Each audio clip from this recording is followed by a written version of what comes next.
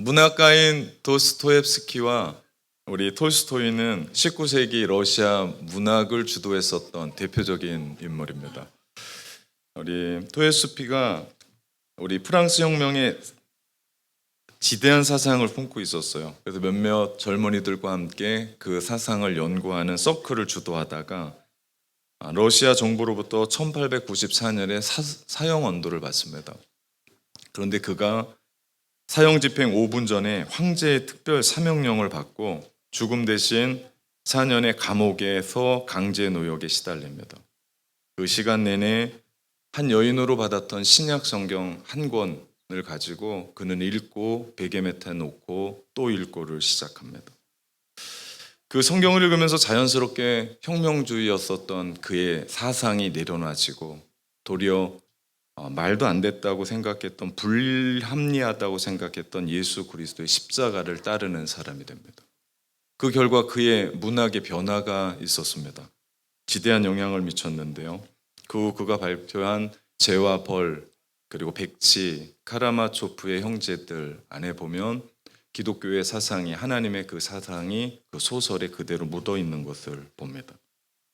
하나님의 말씀은 사람을 변화시키는 힘이 있어요. 철저한 사상자였던 사람이 변해요. 이런 일은 없거든요. 그런데 그 한 사람이 변해서 하나님의 사람이 되고 그리스도인이 되더라. 성경이 사람을 변화시키는 이유가 있습니다.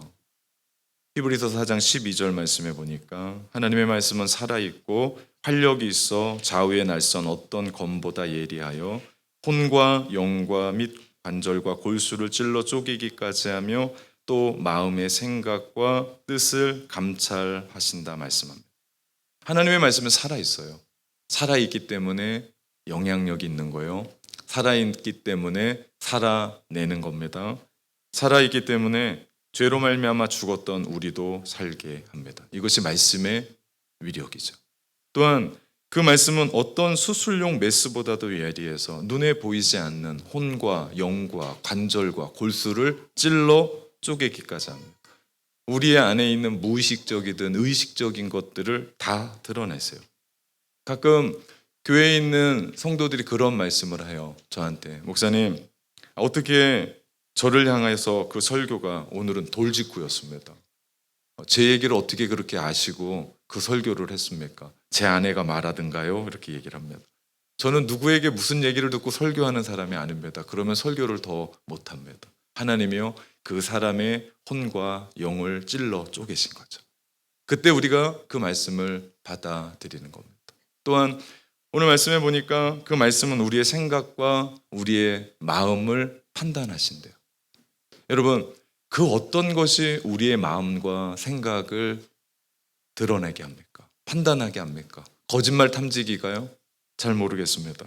그런데 그 말씀은 우리로 하여금 공의로운 하나님 앞에 서게 해요.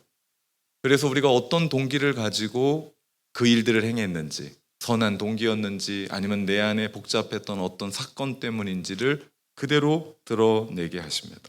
그래서 하나님의 말씀을 제대로 듣는 사람은요 반드시 회개의 역사가 있고요. 그리고 순종하면서 사람이 변화해요. 하나님의 말씀과 만나는 사람은 변화할 수밖에 없어요. 사람이 변한다라는 것만큼 위대한 역사는 없고요. 아름다운 것은 없습니다. 이것이 사실은 우리의 삶의 진정한 복이죠. 시편 150편에 들어가는 입구인 첫 관문인 시편 1편에 보니까 이런 말씀을 해요. 복 있는 사람은 악인의 꾀를 따르지 아니하며 죄인들의 길에 서지 아니하며 오만한 자들의 자리에 앉지 아니하고 오직 여호와의 율법을 즐거워하여 그 율법을 주야로 묵상하는 자로다 말씀합니다. 시편 150편은 복 있는 사람에 대한 얘기를 해요. 그 얘기하면서 뭐라고 얘기합니까? 여호와의 율법을 즐거워하여 그 율법을 주야로 묵상한다. 우리 유진 피터슨의 이 책을 먹으라라고 하는 책에 보면 이 묵상한다라는 얘기를 아주 생생하게 이렇게 표현합니다. 자신의 집에 키우는 사냥개가 어느 날 사슴 뼈다귀를 발견하고 그 뼈다귀가 하얗게 드러날 정도로 물어뜯고 또 뜯고 그 뼈다귀를 음미하며 핥아먹고 너무나 기뻐하는 그 자신의 개를 이야기하면서 이게 묵상이다.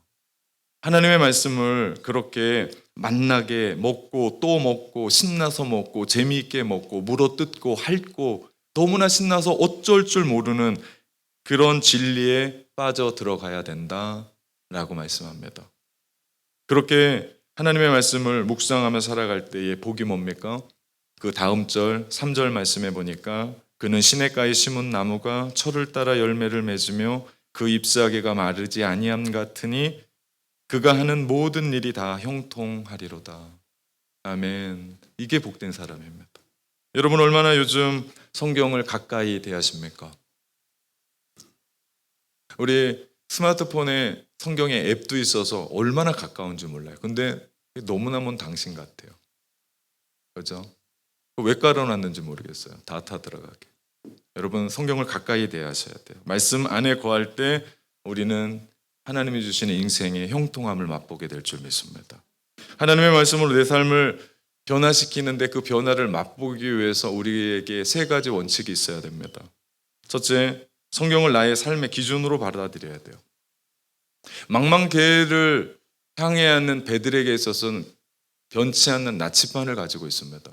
만약에 나침반이 없으면 북극성을 변하지 않는 한 지점을 바라보면서 항해한다고 그래요. 기준은 변하지 않습니다. 우리 인생에도 변하지 않는 기준이 있어야 됩니다. 그것이 바로 하나님의 말씀입니다. 이 말씀의 기준으로 우리가 하나님 앞에 설 때에 우리 인생은 흔들리지 않습니다. 우리 복음서에 보면요, 주님이 세례 요한에게 세례를 받으시고 강에서 올라오실 때 비둘기가 임하고 성령이 임하신 거죠. 그리고 하늘에서 소리가 내려옵니다. 마태복음 3장 17절 보니까 이는 내 사랑하는 아들이요 내 기뻐하는 자라. 하늘로부터 예수님이 누구신지를 말씀하신 거예요. 예수님이 누구신지를 알려주신 거예요. 여러분 그거 아십니까? 예수님의 공생애는 이미 승리하신 겁니다. 이 말씀으로부터 승리하신 거예요. 말씀이 그렇습니다. 주님의 사역은 이 하나님의 말씀에서 이미 결론이 난 겁니다. 그렇기 때문에 주님은 세상의 말에 휘둘릴 필요가 없었고 그 종교 지도자들의 앞에서도 당당할 수 있었죠. 그리스도인들은 세상의 사람들이 나에 대해서 뭐라고 얘기하는 게 중요하지 않습니다. 중요한 건 하나님이 나에 대해서 뭐라고 말씀하시는지. 이 모든 생각, 이 모든 불안함을 잠재우십니다. 이것이 얼마나 중요한 일인지. 예수님의 사역을 처음 시작하셨을 때 마귀가 이 문제를 가지고 예수님 앞에 시험을 했습니다. 내가 하나님의 아들이냐?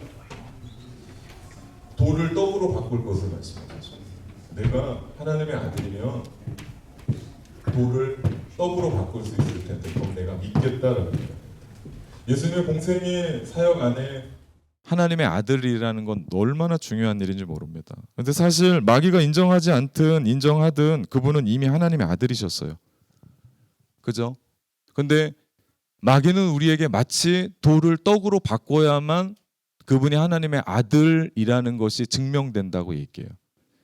우리에게도 마찬가지예요. 우리에게 자꾸 마귀가 정해놓은 어떤 기준에 우리를 적용하려고 해요. 내가 그 능력이 있어야 돼. 내가 돌을 떡으로 바꿀 수 있는 능력이 있어야 돼. 그게 바로 너야 라고 얘기합니다. 이것은 사단의 속임수입니다. 말도 안 되는 일이죠. 이것에 넘어가면 안 됩니다. 내가 어떤 사람인가는 내가 지금 얼마나 많은 돈을 벌고 있느냐에 따라 달렸다라고 얘기해요. 내가 어떤 사람이냐는 내가 얼마나 높은 위치에 명예를 갖고 있고 힘을 갖고 있느냐에 달려 있다고 얘기합니다. 내가 누구냐는 너의 그 아름다운 미모 때문에 내가 누구인지를 이야기할 수 있다라고 사단은 이야기합니다. 맞습니까? 절대 그렇지 않습니다. 우리는 사단이 우리를 속이는 거예요. 사단이 만들어 놓은 틀, 우리 프레임에 우리가 갇히면 끝입니다. 너의 능력이 무엇이냐? 너의 직업이 무엇이냐? 너 돈은 얼마 벌고 있냐? 너 어떤 차를 타고 다니냐? 너 어떤 집에 살고 있느냐? 세상이 말하는 가치로 마귀는 우리를 유혹해요. 우리를 자꾸만 혼돈케 합니다. 절대로 여기에 속으면 안 돼요. 사단이 뭐라 하든 우리는 하나님이 사랑하시는 하나님의 자녀입니다. 그분이 우리를 위해서 십자가에 이미 못 박혀 죽으셨고 그분을 믿는 모든 사람에게는 하나님의 자녀가 되는 권세를 주셨습니다. 이건 제 얘기가 아닙니다. 말씀에 나온 얘기예요. 그죠? 예수님이 이것을 어떻게 이기셨습니까? 오늘 말씀 마태복음 4장 4절의 말씀해 보니까 가장 중요한 말씀입니다. 기록되었으되. 예수님이 대답하셨습니다. 기록되었으되. 사람이 떡으로만 살 것이 아니요 하나님의 입으로 나오는 모든 말씀으로 살 것이라 말씀하십니다. 무엇입니까? 하나님의 말씀, 기록된 그 말씀, 모든 말씀으로 삽니다.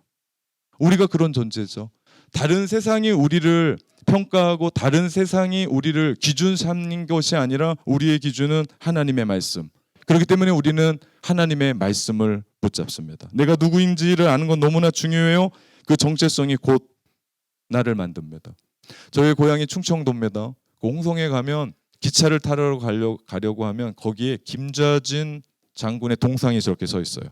비가 오나 눈이 오나 저렇게 어디를 그 손가락질하는지 되게 어려우실 거예요. 저분 계속 거기에 서 있습니다.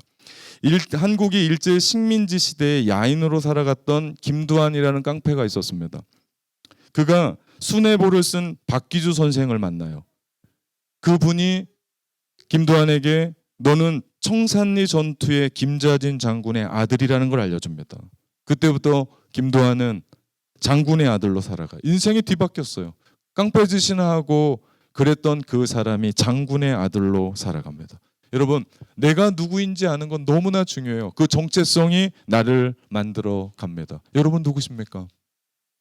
하나님 안에서 여러분 한 사람 한 사람을 이야기하는 여러분은 누구십니까? 우리는요, 하나님의 자녀입니다. 우리는 하나님이 만드신 존귀한 걸작품입니다. 하나님이 여러분을 창세 전에 미리 계획하셔서 목적이 있으셔서 이렇게 만드신 거예요. 그래서 우리를 태어나게 하셨고 우리를 뉴질랜드로 보내셨고 그 공부를 하게 하셨고 그 가정에 보내셨고 그리고 우리로 하여금 여기까지 부르셔서 하나님을 믿게 하셨고 그것으로 말미암아 우리로 살아가게 하십니다. 이것이 하나님이 우리를 부르신 거예요. 이것은 하나님의 절대 섭리입니다. 이것은 하나님의 우연이 아니고 필연이죠. 이것이 우리 안에 믿어질 때, 우리가 이것에 대해서 눈을 뜰 때 우리는 절대로 세상이 판단하는 그 판단 가치에 휘둘리지 않습니다. 방황하지 않아요. 그러면 인생 흔들리지 않습니다. 왜 그렇습니까? 주님 안에서 내가 누구인지를 확신하기 때문에. 이것을 어디에서 찾아야 됩니까? 말씀 안에서 찾는 겁니다. 그런 사람이 하나님의 존귀한 자로 나에게 맡겨진 일들에 대해서 최선을 다해요. 여러분 학생입니까? 그러면 공부하십시오. 정말 죽도록 공부하십시오. 우리 지난번 제가 그 죽도록 공부해서 하다가 죽었다는 사람 한 사람도 못 봤다고 얘기했더니 정말 공부하다가 되게 어려웠던 사람들이 있더라고요. 이제 그런 얘기 안 하기로 했어요. 열심히 그냥 하십시오. 네. 뭐 제가 죽도록 하라 한다 해서 하고 뭐 안 한다고 해서 안 한 거 아니니까 예, 열심히 하십시오. 여러분 주부입니까? 그럼 가정을 지키십시오. 여러분 성도입니까? 그러면 주님이 여러분에게 맡기셨던 그 일들 한 걸음 한 걸음 해 나가십시오. 이것이 주님이 우리를 부르신 목적이에요. 우리를 향한 하나님의 뜻입니다. 주님이 여러분께 말씀하십니다. 너는 내 사랑하는 아들이요 기뻐하시는 자라. 이 말씀을 주님의 음성으로 들으시기를 주님의 이름으로 축원합니다. 오늘 우리가 살아가는 이 시대는 불안전해요. 불안합니다. 그나마 그 전까지만 해도 미래가 어떻게 될지쯤을 예측할 수 있었습니다. 미래 사회에 대해서 얘기할 수 있었어요. 미래의 경제에 대해서 정치에 대해서 이야기할 수 있었습니다. 그러나 이번 코로나 팬데믹은 그 모든 것을 불사했습니다. 이제는 앞을 얘기할 수 있는 사람이 없어요. 제가 교회의 앞은 어떻게 될 건가라고 해서 그 이북을 가지고 코로나 팬데믹의 그 부분을 책을 읽어봤는데 뭐 답이 없어요.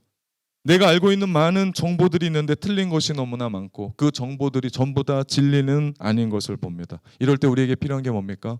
하나님의 말씀, 절대 진리의 말씀, 성경입니다. 시편 119편 105절에 보니까 주의 말씀은 내 발의 등이요 내 길의 빛이니이다 말씀합니다. 아무리 어렵고 불안전한 시대라 할지라도 하나님의 말씀이 있으면 우리의 인생은 길 잃지 않습니다. 다시 말하면 하나님의 말씀은 우리의 인생의 내비게이션이에요. 그 말씀이 칠흑과 같은 어둠을 헤쳐나가게 할 겁니다. 막막하고 불분명한 이 시대를 뚫게 하실 줄 믿습니다. 하나님의 말씀으로 내 삶의 변화를 맛보려면요, 둘째, 그 하나님의 말씀을 내 것으로 만들어야 돼요. 성경이 진정한 삶의 기준이 되기 위해선 단순히 성경을 받아들이고 읽고 믿는 것만으로는 충분하지 않습니다. 우리의 마음을 말씀으로 가득 채우고 성경의 진리를 통해 우리를 변화시킬 수 있도록 우리가 노력해야 됩니다. 그 하나님의 말씀을 내 것으로 만드는 5가지 원리가 있어요. OR이라고 이야기합니다. 먼저는 받아들이는 거예요. 그리고 읽는 겁니다. 그리고 연구하는 거예요. 그리고 암송하는 겁니다. 그리고 반영하는 거예요. 이 5가지의 이야기들을 하나하나 이야기해 보도록 하겠습니다. 첫 번째, 하나님의 말씀을 열린 마음으로 받아들이는 거예요. 마태복음 13장에 보니까 씨 뿌리는 비유가 나와요. 거기에 밭이 4가지가 나옵니다. 길가, 돌짝밭, 가시, 떨기. 그런데 이 3가지는 우리가 가만히 보니까 어떤 부분이에요? 다 닫혀 있어요. 그래서 그 씨를, 하나님의 말씀의 씨를 받아들일 수가 없는 닫힌 상태를 비유합니다. 그런데 좋은 땅, 옥토에 뿌려졌다는 것은 그 진리를 사모해요? 갈망해요? 이 비유를 통해서 우리가 알게 된 것은 옥토와 같은 열린 마음으로 받아들일 때 그 말씀이 우리의 삶 가운데 은혜를 경험케 하더라. 우리의 삶에 뿌리를 내리고 열매를 맺는 것은요, 우리가 얼마만큼 받아들였냐에 따라 다릅니다. 하나님의 말씀에 100% 그 안에 들어가서 받아들이면 그 말씀은 100%가 아닙니다. 200%, 300%. 그런데 우리가 그 말씀을 얼마나 받아들이냐, 얼마나 아멘하고 우리의 삶 속에서 아멘하고 살아가느냐에 따라서 그 말씀의 깊이는 전혀 다르더라. 말씀을 들을 때 중요한 것은 순종하겠다고 그 말씀을 받아들이는 겁니다. 마치 스펀지가 물을 빨아들이듯이 그 말씀 그대로 우리가 받아들이는 것, 이것이 옥토의 마음이죠. 그럴 때 그 말씀이 내 것이 됩니다. 받아들이고, 두 번째는 읽으라고 얘기했습니다. 하나님의 말씀을 읽는 거예요. 요즘 하나님의 말씀이 우리 가운데 얼마나 가까이 있는지 몰라요. 집에 가면 성경이 한두 권쯤은 다 있어요. 스마트폰에, 앱에는 전부 다 성경이 깔려 있어요. 과거에는 성경이 파피루스와 같이 양의 가죽에 쓰여졌기 때문에 부피도 너무나 컸어요. 비싸기도 너무나 비쌌습니다. 감히 성경을 소장한다는 건 말도 안 되는 일이었습니다. 그런데 누구나도 읽을 수 있는, 너무나 가까이에 있죠. 요즘은 성경을 읽어주기도 해요. 드라마 성경이라고 하는 어플이 또 있더라고요. 공짜예요. 대단히 좋더라고요. 창세기를 열어보니까 태초에 하나님이 천지를 창조하시니라 우르르르 막 소리 나고, 들으면 정말 드라마를 보는 듯한 성경을 들을 수가 있어요. 아니, 우리 안에 이게 축복 아닙니까? 우리 가운데 읽고 들을 수 있는 일들이 있죠. 여러분, 성경을 읽을 때 우리는 그 성경이 나의 것이 됩니다. 자, 받아들이고 읽고 다음에는 연구하는 거예요. 공부하는 겁니다. 우리가 성경을 부지런히 연구해야 돼요. 연구하다 보면 답을 찾을 수 있죠. 그 답이 인생의 답입니다. 성경은 하나님의 우리를 향한 인생 사용 설명서와 같아요. 그래서 이 말씀을 읽으면 인생의 해답이 이 안에 있어요. 죄송한 말인데요, 이단들도 그 거짓 배워보겠다고 정말 합숙하면서 그거 공부하는데 우리가 공부하지 않으면 어떡하겠습니까? 우리 참된 양육 열심히 참여해서 진리의 말씀 더 배우십시오. 배울 때 그 하나님의 말씀이 내 것이 됩니다. 받아들이고 읽고 연구하고, 그러다 보면 암송할 게 나와요. 그 말씀을 암송하는 거예요. 여러분, 성경의 암송이 얼마나 좋은지 몰라요. 나이 드신 분들에게 암송하라고 그러면 치매 예방이라고 하는데 뭐 그 정도는 아니고요. 성경 말씀을 외울 때, 암송할 때 엄청난 혜택이 있어요. 유혹을 이깁니다. 여러분, 유혹이 올 때마다 말씀이 생각이 나서 그 유혹을 떨쳐버리죠. 우리가 시험을 당할 때, 시험이 찾아왔는데 우리가 어떻게 성경을 찾아볼까? 이런 사람은 아무도 없어요, 여러분. 내가 시험 당하고 있는데 오늘은 한번 성경을 이런 사람은 아무도 없다니까요. 마음이 무너졌는데 하나님이 뭐라고 말씀하시나, 교회도 안 오는데 무슨 말씀을 읽겠습니까? 그런데 정말 중요한 것은 하나님의 말씀이 우리 가운데 떨어져 있을 때, 그 말씀을 암송할 때 그 시험을 이기게 하더라. 그리고 우리 가운데 현명한 결정을 내리게 하더라. 말씀이 지혜이기 때문에 지혜로운 삶을 살아갑니다. 다른 사람에게 믿음의 삶의 조언을 하려고 할 때 그 말씀이 우리 가운데 생각이 나서 조언할 수 있게 되죠. 전도할 수 있게 되죠. 우리가 성경을 암송할 때 그 성경을 내 것으로 만듭니다. 받아들입니다. 그리고 읽습니다. 그리고 연구합니다. 그리고 암송합니다. 마지막 반영한다고. 이 반영은 묵상이라는 뜻입니다. 말씀의 깊이 속에 우리 가운데 들어가면 당연히 그 말씀이 우리께 돼요. 우리가 말씀을 읽으면서 그 말씀을 우리가 해석하려고 하지만 사실은 그 말씀 앞에 우리가 서잖아요. 그러면 그 말씀은 전신 거울과 같아서 우리를 해석해줘요. 지금 내가 어떤 위치고 지금 내가 어떤 삶인지를 전신 거울을 통해서 그 말씀은 우리 가운데 비춰주십니다. 반복해서 그 말씀 가운데 들어갈 때 그 말씀이 우리 것이 되죠. 지금까지 말씀을 내 것으로 만드는 방법에 대해서 말씀드렸습니다. 받아들이는 겁니다. 읽는 겁니다. 연구하는 거예요. 그리고 암송하는 겁니다. 그리고 묵상할 때 그 말씀이 우리 것이 되며 그 말씀으로 우리가 변화되는 줄 믿습니다. 마지막입니다. 하나님의 말씀으로 내 삶의 변화를 맛보려면 하나님의 말씀, 하나님의 원칙들을 실천하십시오. 가장 중요한 것은 하나님의 말씀 속에 있는 그 말씀. 여러분 너무 거창한 거 생각하지 말고요. 오늘 여러분에게 들려지게 하셨던 그 말씀, 분명히 그 말씀은 성령이 여러분 가운데 주신 말씀이라고 저는 믿거든요. 그 말씀 붙잡고 오늘부터 실천하십시오. 말씀이 대단하다라고 이야기하는데 그럼 한번 읽어볼까? 네, 이건 원고에 없는데 영어로 어떻게 통역하는지 잘 모르겠는데 여하튼 잘하고 있을 겁니다. 예, 읽어볼까? 그러면서 읽기 시작하는 거예요. 그게 성령이 주시는 마음이에요. 그 마음이 우리 가운데 있을 때 우리의 삶은 변화가 될 수 있죠. 이제부터 말씀을 받아들이고 우리가 읽고 우리가 연구하고 우리가 암송하고 우리가 묵상하며 나갔던 그 삶을 이제는 삶 속에서 쓰는 겁니다. 하나님의 말씀이 이제 내 삶에 실천돼야 돼요. 결국 우리가 하나님 말씀 안에 거한다는 것은 실천하고 행동한다는 거죠. 하나님의 말씀으로 내 자신을 변화시키는 거 쉽지 않습니다. 여러분 사람이 변화되는 게 쉽지가 않아요. 때로는 고통스러워요. 나의 것들을 깨야 되고 내려놔야 되고 혹은 나의 기득권, 나의 고정관념들을 바꿔야 돼요. 지금까지 살아왔었던 건 내려놓아야 되는 아픔이 있을지도 모릅니다. 그러나 변화를 위해서라면 우리가 용감하게 도전하고 모험해야 합니다. 19세기의 부흥사였던 D.L. 무디가 이런 말을 합니다. 성경은 정보를 위한 책이 아니라 변화를 위한 책이다 말씀합니다. 여러분의 삶에 정말 변화를 갈망합니까? 그렇다면 지금부터 당장 이 성경을 들으십시오. 그리고 읽으십시오. 그리고 그 말씀을 받아들이십시오. 이 성경 속에서는요, 우리를 향한 하나님의 원래 계획이 들어있어요. 원판이 들어있어요. 원래 모습을, 원래의 설계도를 볼 수 있는 것이 하나님의 말씀입니다. 지금까지 내 삶을 내가 인도해 왔어요. 지금까지 내 삶을 내가 이끌어 왔어요. 그런데 그 모든 건 내려놓고 하나님이 나를 지으신 목적, 하나님이 나를 이 땅 가운데 부르신 이유, 그것에 대해서 눈을 뜨고 이 말씀대로 우리가 살아갈 때, 그분께 초점을 맞출 때 우리는 하나님의 형상을 회복하게 될 줄 믿습니다. 그리고 우리 모두는 예수 닮은 사람들로 그 자리에 서게 될 줄 믿습니다. 사랑하는 참된 가족 여러분, 하나님의 말씀으로 우리의 인생을 변화시킵시다. 아멘.